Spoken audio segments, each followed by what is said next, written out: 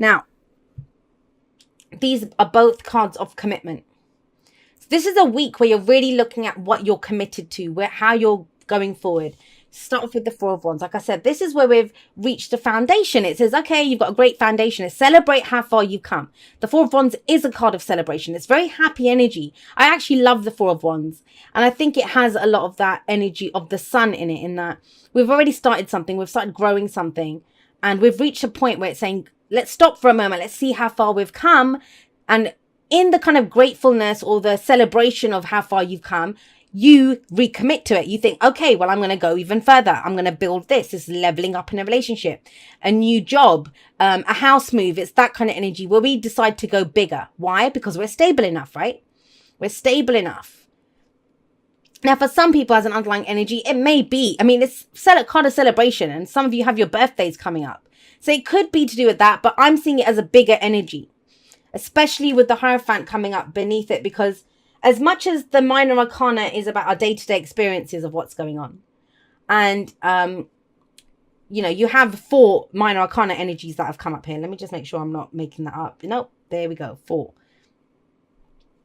The major arcanas are about life changes, life shifts. Whatever you're doing right now this week, it is part of the big, and everything is, right? It's part of the bigger journey that we are on in our lives. Now, that's the whole point here. Some of you, very literally, look at these two. Some of you might be moving house. Some of you might be changing jobs, changing the people around you, redecorating, whatever. The Four of Wands can be a change in the energy around us. It's causing stress and anxiety. You know, you might be stressed out about whatever is going on. Now, for others of you, though, with this coming up at the heart of the reading, it's actually a good thing. And that's not me sugarcoating it. You know, I don't do that, for those of you that have followed me for a while. This is about, if that's the worst thing that's happening here, it's good.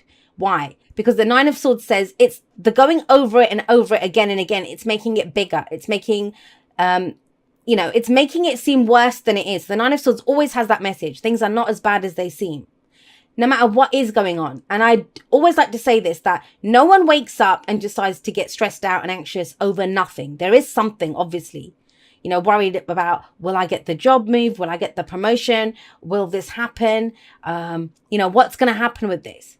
But a lot of that, the worst aspects of it are being created from our mind. The solution to the Nine of Swords, I always say, is to speak your truth. Speak it. Say the words. Get them out of your head.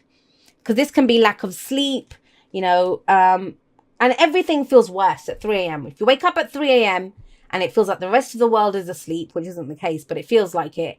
Even if there's someone lying next to you in the bed, it feels very lonely and very depressing. You know, that kind of energy of, I don't know what I'm going to do. Speak it. And the Page of Swords beneath that says the same thing. Then you have the Seven of Wands coming up as a past energy. So this is last week, last month, last year, the foundation. You've been going for a lot. Seven of Wands is things coming at us from every angle. It's defensive energy. Now, we cannot create. We cannot create from the energy of the Seven of Wands. Why do I say that? Because think about it. If you're braced for impact, if you're defending something, and that's what this guy's doing. He's defending the doors, right? If you're defending something, how can you put energy out into the world? It's as if, I mean, I call this the warrior spirit card, but think about that. If you're a warrior and, I don't know, say England is your kingdom. That's what you fight for. That is your home. It's England. Now, how can you go conquer France? Sorry, French people, but how can you go conquer France or go out? And that's what countries used to do, right? How can you do that if you're defending your home? If you're defending England, you can't go out and conquer France, right? You can't send your troops out to another land. And that's how I was explaining Seven of Wands. But this is making a stand. It's like saying, no more. You cannot have this. This is mine. This can be a testing time. This can be a literal test. You know, sometimes it's examinations that we're taking, interviews. And this kind of energy can be job interviews. You might be stressed out. Think about it literally. Had a job interview, you know, went through the test of it, stood up for myself. Now I'm stressed out because I don't know if I'll get the job. I'm just trying to explain how the energy can come through. Or obviously, it's a general reading and it can go both ways, first of all. So if there's someone central to your story, you might be explaining what's going on there if you're stressed out about that. But the other thing is we use the energy in different ways. Some of you, it might be that, you know, I'm not going to deal with problems coming at me anymore. I'm going to go create something. Let me look at what my foundation is. How do I build on this? How do I commit? Some of you have been asked to commit to something. That's what's causing you the stress, because you've gone through such a troubling time in the worst. In the past, you've gone through this troubling time in the past. So you're thinking the worst now that, well, I don't want to go through that again. I'm happy with my 4 wands. I don't know if I want to get back into the fray with the 7. Where are we right now? Well, we have Faith or the Hierophant coming up in the present. And that's what you're being asked to look at. The Hierophant is a card of commitment. These are both marriage cards. So it could be someone's getting married this week. And this is that whole, it is stressful building up to it. You've gone through a lot to get to this stage. But the Faith card, that's why it's called Faith in this deck. What do you have faith in? Now, no one can tell us what we have faith in. That's the whole point of faith. It's ours. We choose to commit to it. But the Hierophant, it's the prescribed path. And have a look here. There's a lot of like religious, iconic people that you see from different faiths, right? It looks like these leaders of different faiths. And that's what the Hierophant is. It's sometimes called the Pope in some decks, or the High Priest. What is it that you conform to? What are your beliefs in this situation? What do you commit to? That's what's going to give you stability and security and get you out of this headspace here. I always say this. You don't have to have faith in what's going on around you. You don't have to have faith in the people around you, the path that you're on, what's coming up ahead. You don't have to worry about that. You just have to have faith in yourself. And faith is not hope. Faith is knowing that I will know what to do. I have strong boundaries. If someone tries to cross my boundary, I can deal with it. You have faith in yourself, knowing that I will know what to do. Some of you, it might be that, why are you stressed? This is what's getting me.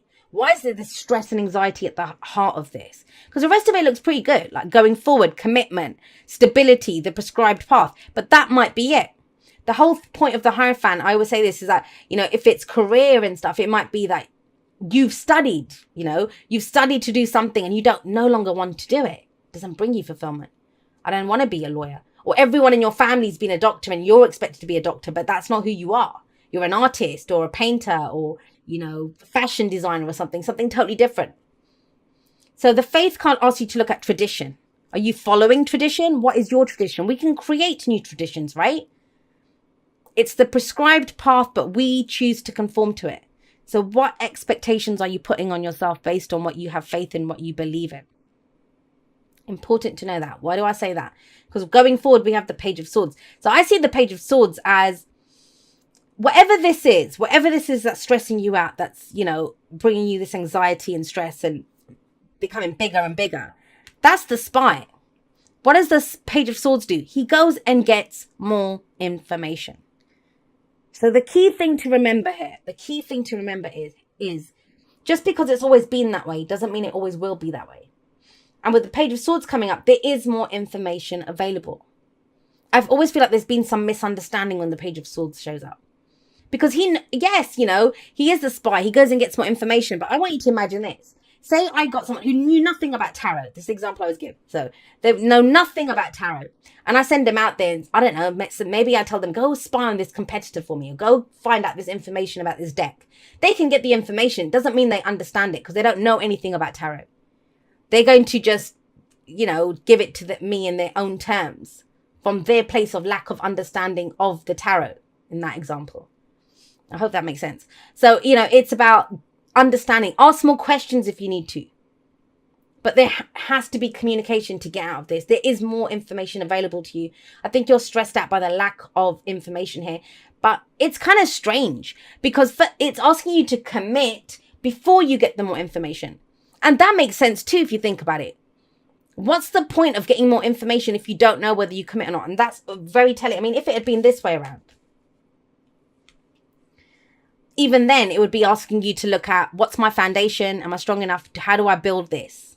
How am I going to go forward? And then it says get the information. But it's not that. This is asking you to look at what do you want? Where are you? What do you prescribe to? What is your faith in? What do you want? Know where you are first. And then get more information based on that. Don't decide where you are based on what's going on around you. Because the faith is your faith, right? Where you want to go, what you commit to first. Then you'll know what to get more information on. And what comes out of that? The Empress. The Empress is a card of expansion. It's abundance, growth. it's the opposite of this. Like I said about the Four of Pentacles. Four of Pentacles is very closed energy. Right at the beginning we had that, right? But the Seven of Wands is as well. Remember, you can't create from this because you're so busy defending yourself. So if you take nothing else away from this reading, take this. That time of defending, of, you know, saying, no, I'm not going to do this, or whatever you were defending, like yourself, your relationship, your work, whatever work you were doing, your passions, your creativity, that's past. Now it's a time to grow that. But the thing is, we can sometimes be braced for impact. We're so braced for impact that we don't realize the energy has flipped or changed. That we can grow now. Now is a time for growth. Does that make sense? Because the Empress, she understands that. She understands things take time. She understands there's seasons for everything. I mean, have a look here. Usually she's seen as a pregnant woman, and she is here as well. It takes time to conceive a baby. It takes time to grow a baby. And then even when the baby's born, it takes time to, you have to nurture and grow it. Now have a look here. You have a look. You see all these animals, and they all have young with them. They take care of what it is that they're trying to nurture and grow. This is a time of growth for you. But it feels like this is the week of the shift. The shift happens. You know, what are you committing to going forward? Because you're about to start building and growing something. That's why it's so important to know where you are. Right, let's get you some oracle cards and expand on this.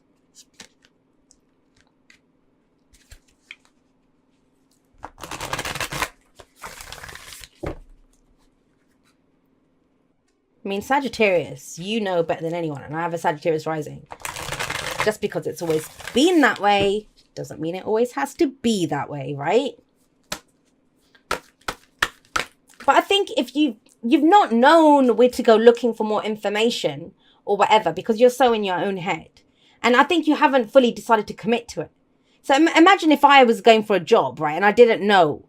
I'm thinking, well, I could be this and I could be that. I can't go out there and start exploring everything. First, I have to decide, well, what do I want to do? Well, okay, I want to work for myself. Fine. Well, that crosses out all the other jobs that I would be applying for. What can I do? So it's working through it that way. But first, it's the commitment to what I want to work for myself. Do you see?